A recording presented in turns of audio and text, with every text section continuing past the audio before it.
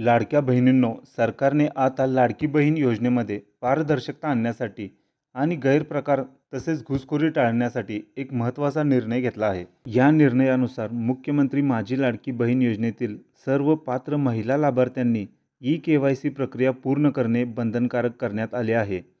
आणि त्याबाबतचा हा जी-आर आहे. त्यामध्ये असे सांगण्यात आले आहे की मुख्यमंत्री माझी लाडकी बहीण योजनेअंतर्गत लाभ घेण्यास पात्र असलेली महिला आधार क्रमांक बाळगत असल्याचा पुरावा सादर करेल. म्हणजेच तुम्हाला थोडक्यात ई-केवायसी करायची आहे. आता ही ई-केवायसी कशी करायची? तर याच जी-आरमध्ये त्यांनी सांगितले आहे की तुम्ही लाडकी बहीण योजनेची ऑफिशियल वेबसाईट ओपन करा. त्यानंतर तुम्हाला होम पेजवर ई-केवायसी बॅनर दिसेल, त्यावरती क्लिक करा. त्यानंतर ई-केवायसी फॉर्म ओपन होईल.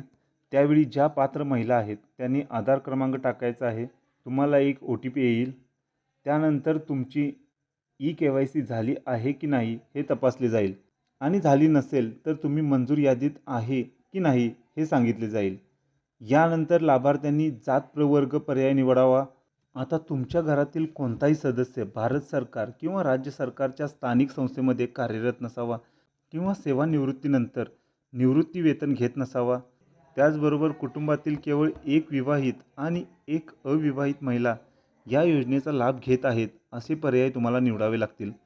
या सर्व प्रोसेससाठी 2 महिने कालावधी आहे आणि 2 महिन्यात तुम्हाला ही ई-केवायसी पूर्ण करायची आहे. अन्यथा तुम्हाला या योजनेचा लाभ घेता येणार नाही.